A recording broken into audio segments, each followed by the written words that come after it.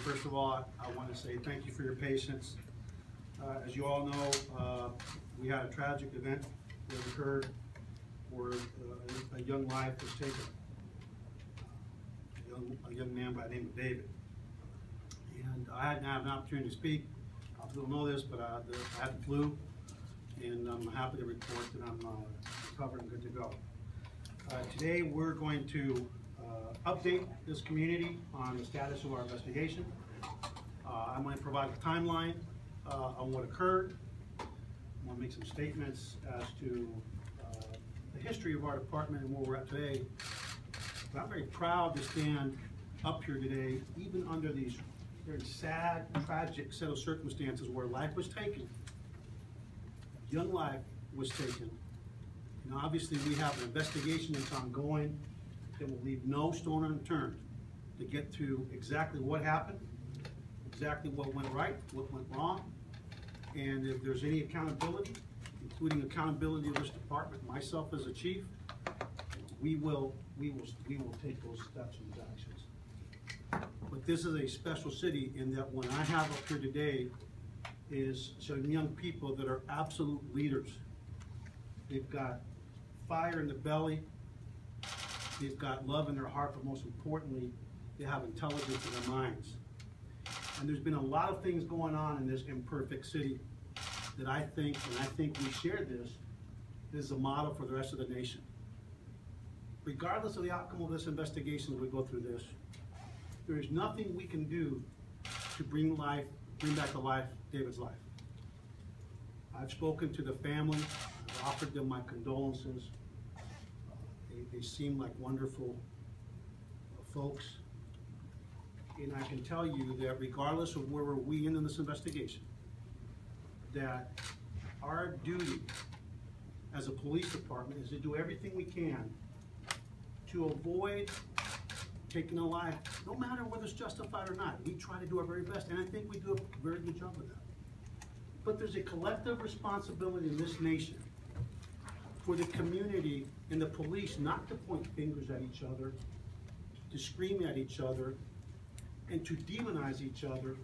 There is a collective responsibility to work with each other to make things better. Because when we do the things that we see going around our country, we end up with dead young folks, and we end up, in some cases we've seen where police officers have been targeted because of that rhetoric. And what makes Austin special is that we don't go around advertising it, but we have been working with these young people, activists, for over a year and a half, ever since the Kleiner Larry Jackson incident. And there's some wonderful things going on in our city that needs to stand as a model. So let me introduce folks, and then we'll move on with the press conference. First, a guy that needs no introduction. I mean, sometimes we fight, but we agree much more than we disagree. But most importantly, we are partners, and that's Nelson Linder, the president of NAACP, who I consider not just a leader in the community, but a friend, personal friend, who beats me up. A lot of times it's justified, and sometimes, you know, I'd say, hey man, come on, Nelson. But he works with this department. This young man right here, Chaz Moore. I remember meeting Chaz Moore, who was angry, and he still is angry. But I remember meeting him shortly after the shooting involving Mr. Jackson. And I remember meeting him at the end of an NAACP meeting, and boy, I tell you, I mean, we tried to communicate, it wasn't happening. And then we had the shooting involving Mr. Jackson, and you may recall that he basically told me he didn't care who I was, my badge or my patch. He told me to go to hell and inform him. But we never gave up on each other. I never gave up on him, and I knew, and with God as my witness, and with this man that was there, and with Nelson, I said, you know what? If we can channel that anger, this young man's got passion about something that matters, and that's the lives of young people of color. Because Black lives do matter, and they do matter very much for the police department. And here we are 3 years later, and people don't even know this, where he's still holding our feet to the fire but he is channeling that energy into a lot of positive things that are happening in this city. And I think he'll stand as absolutely a model for the nation. And Chaz is actually part of the Austin Justice Coalition.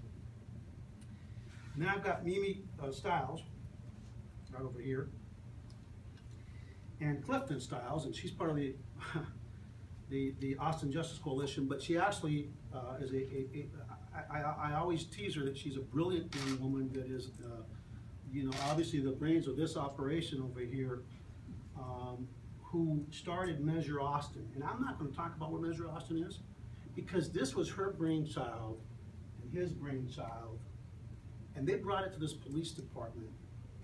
And we have been working some wonderful things that we don't talk about because we want to show results, but they're going to talk about it today. And her husband, Clifton, who's there with him as well. And we have this young lady here, Kenya Mason, who is leader in Black Lives Matter Austin. And we're here together today to talk about justice, to talk about a pursuit of excellence, and to talk about the fact that we have a common goal, and that is good policing, safety for police officers, community safety, justice, most of, and that's what we're going to talk about today. And the last person I want to introduce is Juanita Spears, who is a community activist, longtime community activist here in Austin, who will speak as well. And we've enjoyed our interaction. But today I want to start with a very serious matter, and I've already done this to David's family, but I want to just say again to the family that my heart as a father, I go out to David's entire family, his friends, his neighbors, and all those that knew and loved him. No matter how the circumstances are when somebody dies in a police action, whether they're justified or not, it is a tragedy. And it is a tragedy for everyone. And so I want to say again, very publicly, that my heart goes out to them, and I look forward to continuing to keep them abreast of this investigation. Now as to the timeline. Our contacts with David started really on Sunday, so I want to understand, and I want to make it very perfectly clear, that some of the information that I'm going to provide will ultimately have nothing to do with the use of force. The questions that that family has, and I spoke with a representative with them, are the same questions that we have as a police department. And what speaks volumes as to our police department is they're the same questions that our officers have, and is how did we end up with a young man who ends up somehow naked in a neighborhood, completely naked, and how did we end up from a young man who's unarmed, naked, being shot and killed by a police officer? Understand that this investigation, tough questions will be answered, and my commitment to, in the interest of everybody, the family, our involved officer, his family, and our community and our police officers, we're going to leave no stone unturned to be able to provide a complete picture and accounting for everything that led up to that tragedy on Monday. So on Sunday, the 7th of February at 11 a.m., a female witness was approached by a black male teen who's believed to be David, and he began speaking to her in an attempt to get her to come over to where he was across the street. The witness refused. Two neighbors saw the interaction and approached, and the young man walked off and said, "Watch yourself now." It's important to note that this has been uncovered during the investigation. Again, folks, I'm just trying to provide a complete picture because I know the families will have questions. How did my son end up out there? And I owe that to that family to provide what happened with their son that led to that tragedy. No police report, no 911 call was made on that contact. On February 8th, at approximately 6:30 a.m., a neighbor in the area of the 12,000 block of Nature's Bend saw a black male wearing a t-shirt and jeans. It caught her attention because it was cold, and he was not dressed for the cold. No 911 call was made. 9:21 a.m. on that same day, 911 calls made reporting a black male wearing a black sweatsuit behind the fence line of houses on Nature's Bend. He was last seen going south on Nature's Bend. At 9:24 a.m., 911 call is made from the same Sunday witness reporting a suspicious person. She reported that she left her residence. She saw a black male walking on Nature's Bend. She states that she's not sure if it is the same subject as yesterday. Her calls linked to the 921 a.m. 911 call. At 9:29 a.m., Officer Freeman was dispatched to the above linked calls. At 9:37 a.m., Officer Freeman arrived in the area of Nature's Bend and Bowery Trail. At 9:50 a.m., Officer Freeman cleared the call, and the code that we use is 10-8, which means back in service 3, code drop-down screen 3, which means he was unable to locate any suspect. At 9:57 a.m., the apartment manager calls 911 from 305 East Yeager and states that a black male is chasing a male resident of the apartment complex. The black male jumped a fence into the complex. At 9:58 a.m., Officer Freeman is dispatched to the above new call. Witnesses from the complex, a witness from the apartment complex tells Officer Freeman about a male who was seen chasing a resident. At 9:22 a.m., a 911 call is made from the same caller who previously called at 9:24 a.m. She reports that a naked male jumping out of the tree line near the mailboxes. He jumped in front of her vehicle. At 9:23 a.m., a 911 call is made, 10:22 a.m., not 10:23 a.m., a 911 call is made reporting a naked black male sitting in the traffic circle at the intersection of Waterfall Nature's Bend. Now, it's important to note that Officer Freeman recognized that he's now getting additional information, and he starts calling for additional units to the area, and additional units were responding and being sought to be brought to the scene. So it's really important that folks know that from that perspective, that he did recognize that he needed more units to the area.